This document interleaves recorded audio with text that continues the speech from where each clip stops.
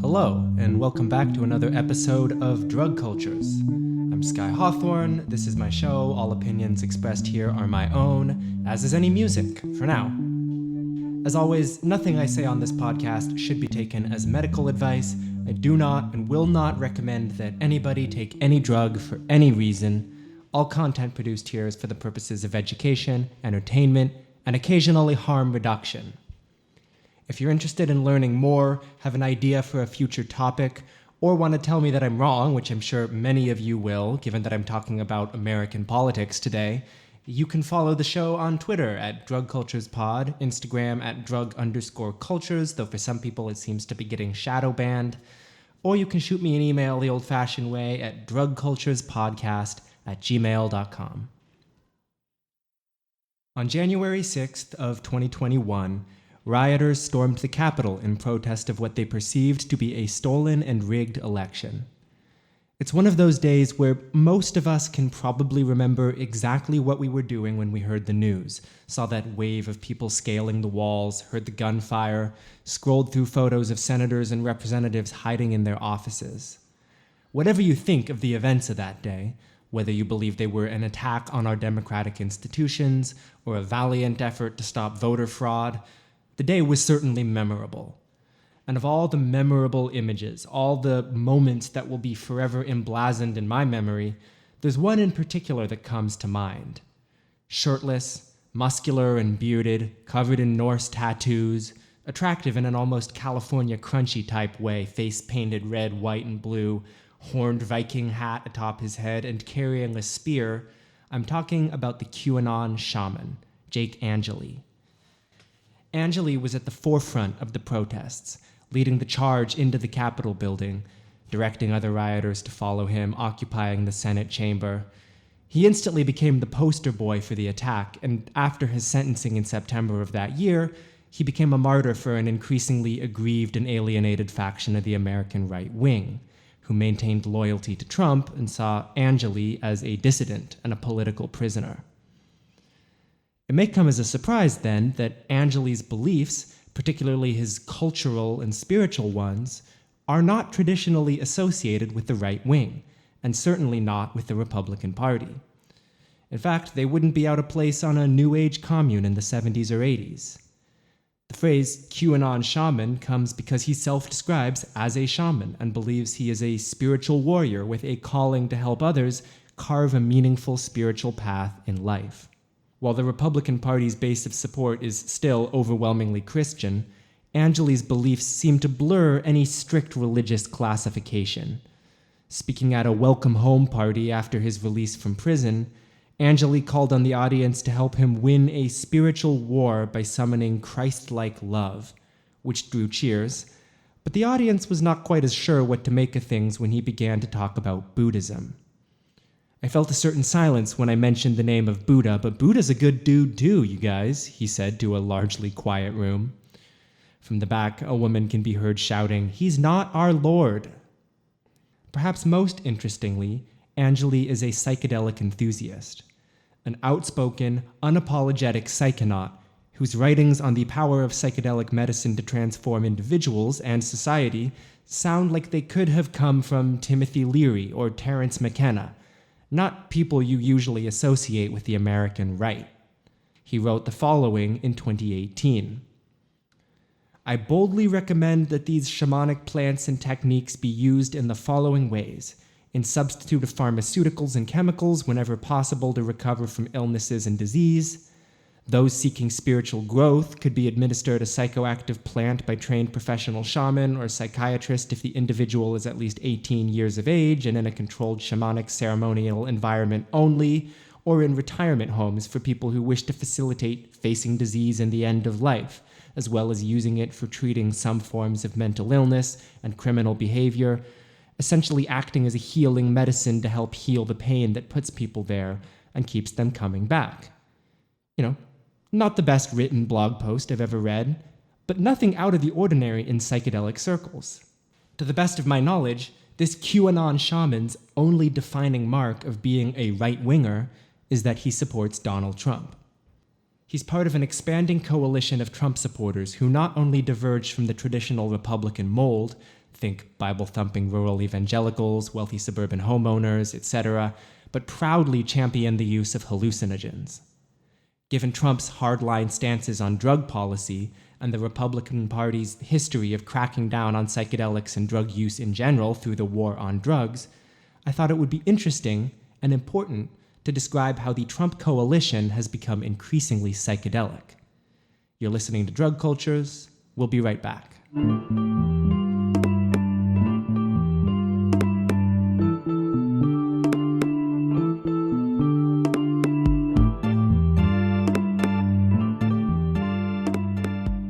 The American war on drugs is a bipartisan issue, but it's one whose terms have been set for decades by Republicans. Richard Nixon launched the war on drugs more than 50 years ago in 1971 when he declared drug abuse to be public enemy number one and said that defeating it would require a new all-out offensive. Ronald Reagan escalated the drug war, of course, and First Lady Nancy Reagan famously ran the Just Say No campaign aimed at discouraging young people from trying illegal drugs. And Trump, during his first year as president, largely stayed the course. Sure, he did things like the First Step Act, which pardoned a number of nonviolent drug offenders, which I support. I think it's one of the best things he did as president. But he also nominated Jeff Sessions to be his attorney general, who famously made the claim that good people don't smoke marijuana. Trump also spoke fondly of Philippines President Rodrigo Duterte and his extrajudicial killings of suspected drug dealers, describing him as doing an unbelievable job on the drug problem. During his re-election bid, Trump has upped the ante and escalated his anti-drug rhetoric, calling for the death penalty for drug dealers and leaning into the fentanyl crisis as an excuse to further militarize the US-Mexico border and potentially go to war with the Mexican cartels. So clearly, he's not a pro-drug guy. At the very least, he's not a pro-decriminalization guy. Whatever pills he has in his personal pharmacy are, quite frankly, none of my business. But beyond his stated policy goals and his support for hardline drug policy, his whole persona and stated values seem diametrically opposed to what many psychonauts say they believe. Psychedelics are famous for causing ego dissolution and revealing the connectedness of all things. Trump is, on his face, one of the most clearly ego-driven public figures of our time. Psychedelic users, particularly the 60s hippies, are famous for eschewing physical and worldly possessions and pursuing a life guided by spirituality and sometimes free love. Trump, meanwhile, has been a symbol of greed and avarice for decades, born with a silver spoon in his mouth and building an entire media career powered by his own wealth and showmanship. So why is it that Trump has attracted such an important cohort of psychonauts? The core of the answer to that question is that there's this idea that psychedelics are incompatible with support for Trump's political philosophy, and that idea is just wrong. While a 2017 study out of the Imperial College of London did find that having used psychedelics at least once in your life makes you more likely to be a liberal person and less likely to have authoritarian views, this conclusion has been challenged in a number of follow-up studies. One paper published by the group Symposia makes the case that the 2017 study includes ayahuasca use, and anybody open-minded enough to travel to the Amazon to undergo an ayahuasca ceremony is likely to have more liberal beliefs to begin with. Basically, it's possible that psychedelics can make you more liberal, but it's also possible that people who are more liberal are more likely to try certain psychedelics in the first place, a classic chicken and egg problem. And as for psychedelic users of the past, it's easy to lump them in with modern progressives in a lot of ways. The hippies, while overwhelmingly white, tended to be more supportive of the civil rights movement than the rest of white society. And of course, psychedelics such as LSD and peyote, this was before mushrooms were widely available, these were the drugs of choice for many young people in the anti-Vietnam War movement. But there's a long and storied history of conservative and even fascist psychedelic enthusiasts. Traditional ceremonial use of psychedelic plants are often quite conservative in nature and use rigid hierarchies to achieve whatever objectives there may be.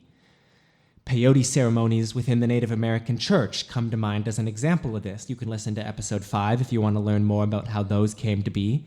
And I'm also thinking of ayahuasca ceremonies run by curanderos in the Amazon. And early Western psychedelic enthusiasts often had their own hierarchical worldviews as well, sometimes taking these viewpoints to genocidal extremes.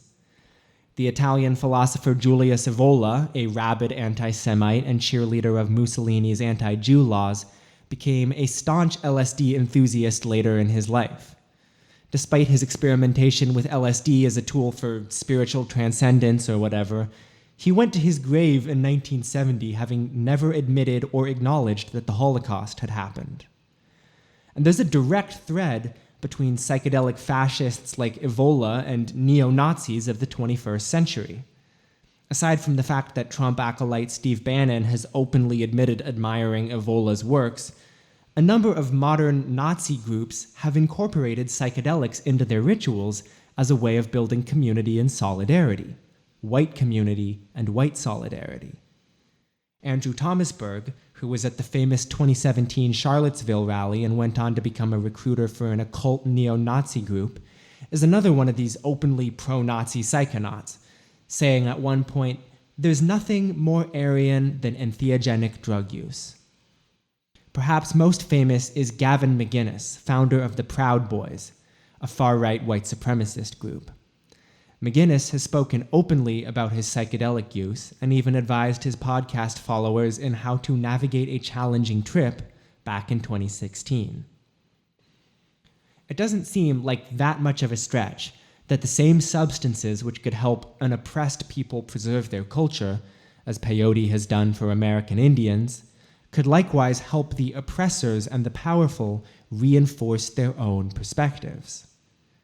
I have heard stories of racial supremacists taking psychedelics and realizing the horror of their worldview, but I have to wonder who they were tripping with and what media they were consuming when this happened. For people whose community consists entirely of other people who think the same way, a psychedelic is likely to just reinforce whatever was already there, acting as a non-specific signal amplifier. With all this context in mind, I'd like to return to those quintessential psychedelic hippies, the tune-in, turn-on, drop-out crowd. Were they just people who happened to be predisposed to progressive ideas? I don't think so. Maybe some of them were, but I think the key feature of their worldview was not being progressive, but being countercultural. They saw the dominant cultural institutions of post-war America as fundamentally broken. Everything from scientific research, to the military-industrial complex, to the education system, to the nuclear family itself. They rebelled against everything they saw as a relic of the past, as a failure of their parents' generation. And this definitely aligned with a lot of things that we would consider progressive, such as opposing Jim Crow, but that does not mean their worldview was inherently progressive. In a decade when Jim Crow laws and sundown towns were still widespread, taking acid and having such revelations as "we're all human" and "love is the only thing that matters" were indeed radical acts that dovetailed with progressive politics of the time. In the 1960s, the mere act of being colorblind and treating everybody equally might have made you a radical anti-racist. But now we're in 2024, and those exact same revelations, "race is meaningless," "we're all human," "I don't see color," no longer fit into a progressive movement that is more focused on dismantling the legacy of systemic racism than changing the minds of individuals. As many progressives will tell you, even if everybody took a psychedelic and had some profound revelation that racism is not the answer, we'd still wake up tomorrow in a world where the poor neighborhoods are often the black neighborhoods, where those poor neighborhoods don't generate much in property taxes, which means they have less funding for schools, which mean they have worse economic prospects and more vulnerability to violence and social unrest.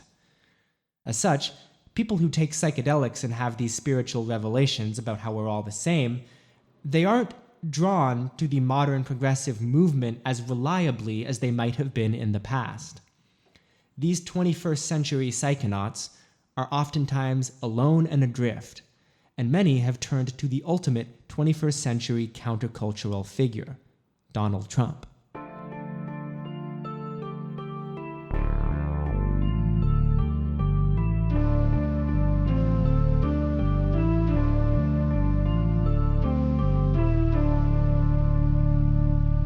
The Flintstones and the Jetsons.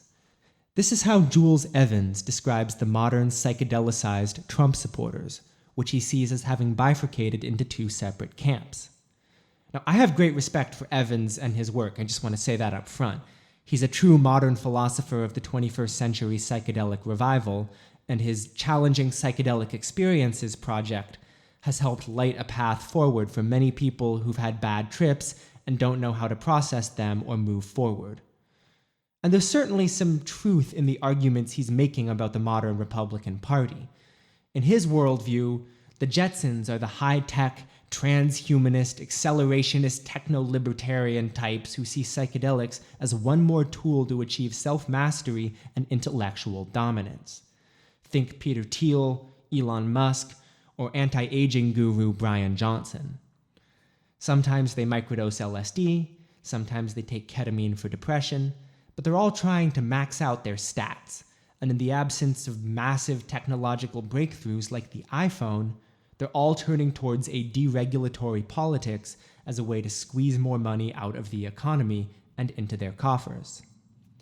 Then there's the Flintstones. These are the people who, in Evans' worldview, hold many of the opposite positions. They tend to be anti-pharma to the point of often being against the mere idea of public health initiatives. And this is the tribe out of which the QAnon shaman emerged. This is the tribe that powered RFK Jr.'s remarkably successful bid for the presidency. And after RFK Jr. dropped out of the race and endorsed Trump, this tribe of back-to-the-earth, nature-loving science skeptics became even more embedded in the Trump coalition than before. It's an interesting framework that Evans has, but the reality, in my opinion, is even more complicated.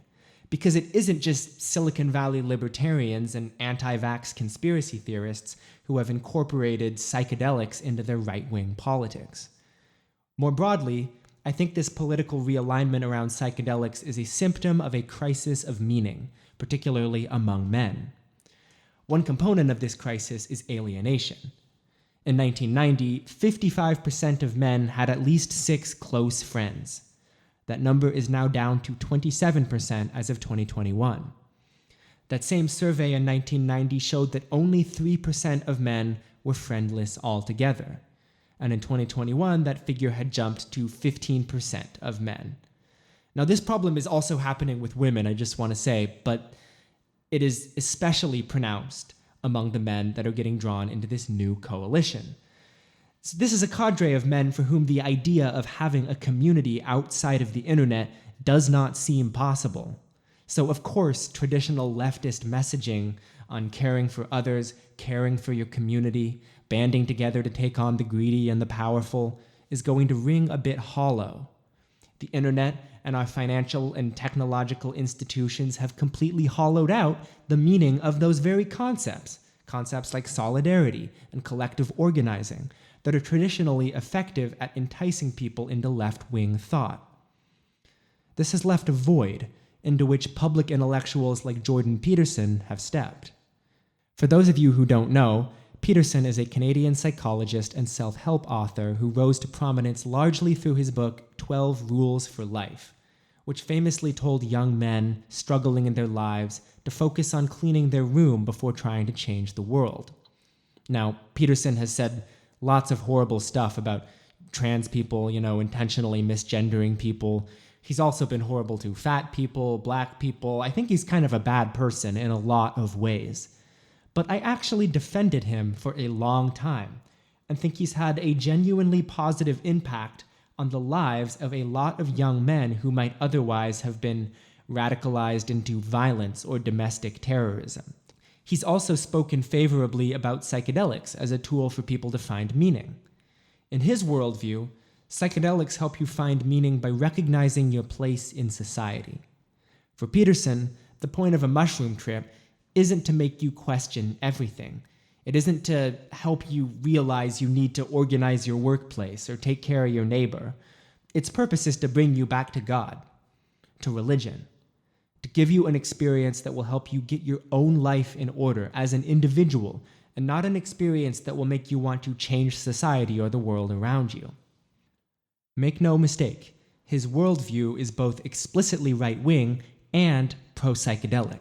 He has an audience of millions, and he isn't the only figure like this. There's a whole ecosystem that has popped up to speak to young lonely men, the 73% who don't have a friend group and the 15% who don't have any friends at all. And Trump has courted the audience of many of the largest ones, such as Peterson, Joe Rogan, and Theo Vaughn, exposing their massive, disaffected, and psychedelically favorable audiences to his specific brand of conservatism. So let's recap. We have the accelerationist techno-libertarians. These are the Silicon Valley bigwigs who have embraced both psychedelics and conservatism. Psychedelics because they want to become the best versions of themselves, and conservatism because they no longer see a way to sell the public on limitless growth through innovation alone. All anyone needs to do is look at cryptocurrency and NFTs, two of Silicon Valley's most public innovations of the last decade, to realize that the big ideas are drying up. And how do you keep big money flowing without big ideas? Deregulation and tax cuts. Then we have the QAnon faction. These are the people who have lost all trust in our institutions and have about as much faith in the security of our elections as they do in the safety of vaccines and pharmaceutical drugs. This is a crowd filled with acupuncturists, chiropractors, yoga and meditation practitioners, people who traditionally would rarely, if ever, vote Republican, and really have a direct through line to the hippie movement. But as the Democratic Party has increasingly defined itself as a defender of establishment institutions, these more contrarian types have increasingly channeled their anti-establishment rebellion into Trump's Republican Party. And then, lastly, there's the young men and women, but largely men, who are aimless and in search of meaning. These are the same men who tend to be drawn to right-leaning male figures like Jordan Peterson and Joe Rogan. And I don't say this with any condescension. I was an enormous Joe Rogan fan for years. He's the guy who made me want to become a podcast host in the first place. But these alienated men tend to be drawn to the Petersons and the Rogans, who are out there speaking favorably about psychedelics to millions of engaged listeners. And they also tend to be drawn to Trump's rather caustic brand of politics. Because while Trump world's answer to the crisis of male loneliness is often, from my perspective, horrible, blaming women and feminism for the fact that they don't feel they have prospects anymore, at least he's providing an answer to them.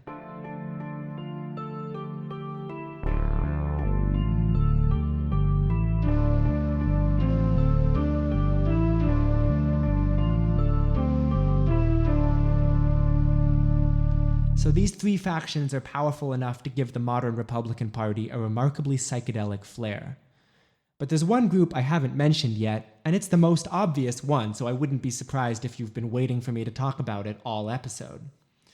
I'm talking about veterans. Veterans have always been a pretty conservative voting demographic, and 2024 is no different. A September poll from Pew Research showed that 61% of veterans supported Trump, compared to only 37% for Harris. But they've become a particularly important voice within the psychedelic renaissance, and major psychedelic advocacy groups like MAPS, that's the Multidisciplinary Association for Psychedelic Studies, have put the well-being of veterans at the forefront of their mission statement. This is strategically a very smart move for the success of these organizations, because veterans stand to benefit greatly in a number of ways from a number of psychedelics. Ibogaine is being studied for the treatment of traumatic brain injuries in veterans. Psilocybin and MDMA are both being studied for post-traumatic stress, PTSD. But it's not just that veterans stand to benefit. They're also a group with a high degree of public favorability.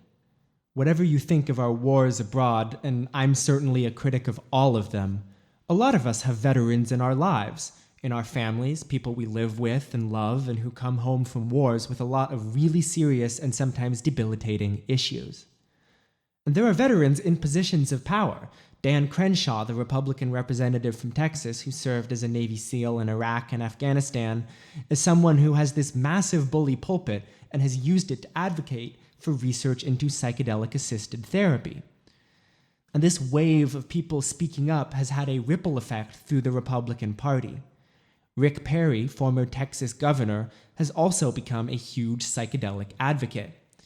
He actually spoke at a MAPS conference recently, describing himself as the dark, knuckle-dragging, right-wing Republican former governor of Texas, but then going on to heap praise onto the work that MAPS is doing. More than lonely men and conspiracy theorists and politically disaffected mindfulness teachers, it's veterans who have really led the charge to make psychedelics a bipartisan issue. And for liberals, it doesn't help that the FDA rejected MDMA-assisted therapy just this year, not because of any specific safety issue with the drug, but because of how the studies were run. Remember, there's deep skepticism and mistrust within the Trump base toward the FDA. A lot of them believe the COVID vaccine should never have been approved. And they don't see this decision from the FDA as being done to keep them safe. They see it as an affront to veterans who might otherwise get access to life-changing treatment. When you have veterans, a group that's traditionally an electoral bulwark for Republicans, as the most powerful and socially favorable group advocating for a class of drugs to be decriminalized and medicalized, and you have the FDA, massively mistrusted by the Republican base, telling veterans they can't get MDMA-assisted therapy for their PTSD, I think that contradiction goes far in explaining why Republicans have shifted so dramatically in their thinking on psychedelics.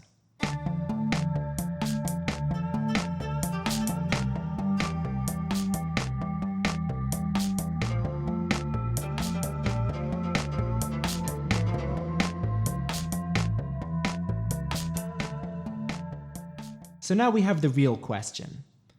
As of the recording of this episode, Trump is president-elect, but he's about to take power in just over a month. The people who lifted him back into office against all odds, despite his impeachments and felony convictions and sexual assault conviction in civil court, and all the myriad reasons he was supposed to never be able to win the presidency again, those people who lifted him back into office largely did so because they believed they would get something in return. That's how politics works. And for the psychedelically inclined factions of this base we've spent the entire episode discussing, there's a presumption that at the very least, he won't explicitly target their drugs of choice. That when he talks about killing drug dealers or praises the drug policies of Singapore and the Philippines, he's really just talking about cracking down on the opioid epidemic, and maybe using that as an excuse to wage a war on the cartels and further advance his hard-lined border policy. Now, there is some basis to this assumption. Psychedelics in 2024 are simply no longer seen as problem drugs in the way that opioids or illicit stimulants are, even though they absolutely can cause problems for people who abuse them or don't do the proper research. It's part of a phenomenon called psychedelic exceptionalism, where basically, because there's suddenly these politically powerful factions of people who use psychedelics, and because they do have this genuine medical and spiritual utility, people are able to separate them mentally from the bad drugs in a way that never would have happened in the past. It's possible Trump would simply ignore them, or change the FDA in ways that actually make it easier for psychedelic medicine to get approved. But do I think he's going to be beneficial for the psychedelic movement? Honestly, it's very hard to know one way or another. Partly, it's because of the volatility of his most loyal supporters. When I started working on this episode, it looked like noted psychedelics and pedophilia enthusiast Matt Gaetz was going to be the Attorney General. He has since withdrawn his name from consideration, most likely due to the ongoing investigation into ethics violations that may include paying underage girls for sex. But Trump is also just a volatile guy and makes decisions that are petty and personal.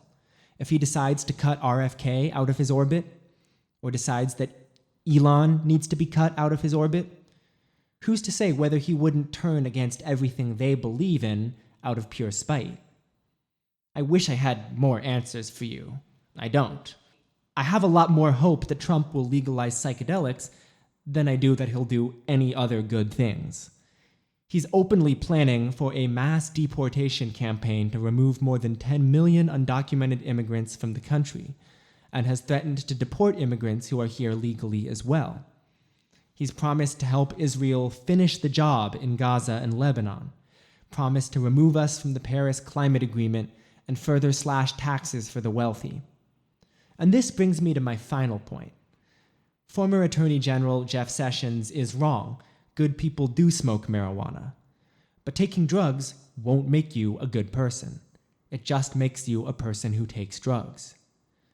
And if you believe, as I do, that aspects of Trump's agenda, if enacted, would be genuinely cruel, then you have to come to grips with the fact that a number of people are able to have these profound, ego-shattering journeys, feel cosmic love or whatever they experience on their trip, and then come back down to earth, return to their lives, go to the ballot box, and vote for cruelty. So if there's any takeaway I want to leave you with, it's honestly not too different from the message Jordan Peterson used to tell his audience of young men before he became fixated on Elliot Page's breasts.